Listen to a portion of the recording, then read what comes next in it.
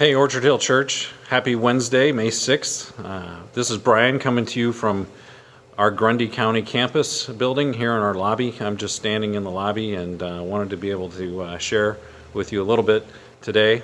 As we started these videos, we had a couple of goals for these videos. One was simply to inform you of what was happening and what we were thinking as senior leaders, and to kind of pull back the veil a little bit so you were aware of what was happening in our church.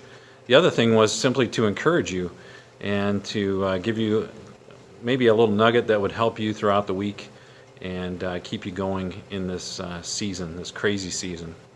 So this afternoon, that's what I'd like to do. I'd like to just let you know a little bit about what we've been talking about. I know we've been talking a lot about what it means to be the church dispersed, and you guys have done an amazing job of being the church in the midst of this time.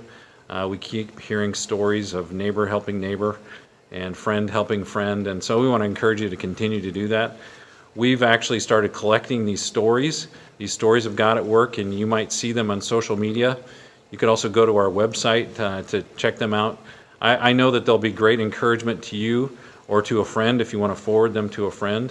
But if you've got a story, we'd love to know about that, and so please let us know. We'd like to share that story of God at work with others as well. It's encouragement to us, and we know it's encouragement to others who hear it. The other thing I think that we've been talking about a lot is just what it means to be the church gathered. And in the days ahead, we have lots of decisions that we're trying to make and begin to process, but we know that we're looking forward to that time in which we can be together as a church body again. And so I hope you'll be patient with us. We've got some things we want to continue to monitor and watch and just pay attention to.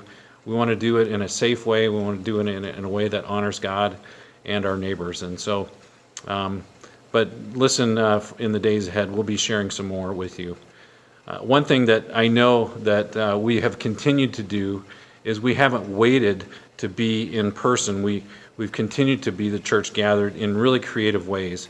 And I'm so proud of our staff. I'm proud of lots of different people who are gathering people, maybe not physically, but virtually, and doing that in some amazing ways. And so I hope that you will continue to do that. I know one of the stories of God at work is actually a group of couples who decided they weren't going to wait until they could be in person. They're going to do this virtually. And so they started a life group, and that's a pretty cool thing. And lots of people are doing that. And so I hope that you will join in when you have a chance. I know there's a few opportunities for us. You know, Carla and Alice are starting a class on prayer, and that's going to be happening on Tuesdays. And so maybe you want to join in and be a part of that. There's an option in the morning, and there's an option in the evening, and it might be a great way for you to belong in community and be a part of the church gathered. I also want to just give a word of encouragement. I want to speak specifically to some of our business owners, maybe those who are in the marketplace, managing people or whatever it is. I know that you have been facing some incredible challenges. And so I know that you're maybe wondering, how in the world am I going to keep this thing going? Maybe you're wondering about, when will this end? We're asking some of those same questions. And maybe you're thinking about your livelihood, obviously, but maybe the livelihood of your employees and staff. And maybe you've had to make the hard choice of letting some go. Whatever that is, I know that those kinds of challenges can weigh on people. And they weigh on me.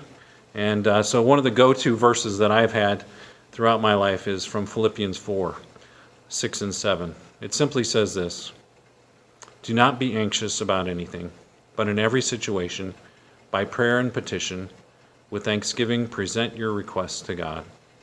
And the peace of God, which transcends all understanding, will guard your hearts and your minds in Christ Jesus." I love that verse, and it is a great promise. It's one of these great exchanges. We get to give God our fears, our anxious thoughts, whatever it is, and we can lay them at His feet. And guess what He does? He gives us something. He gives us His peace, a peace that transcends all understanding. And so it is a powerful promise, and I hope you'll cling to that in those sleepless nights that maybe you're experiencing.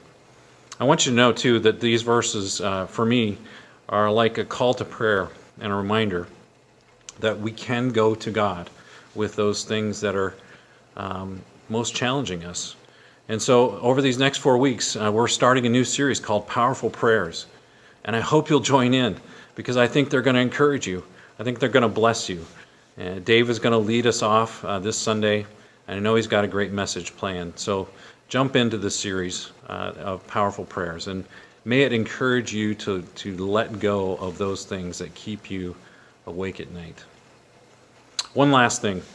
This weekend is Mother's Day, and I hope you'll take the time to appreciate your mom if you have a chance.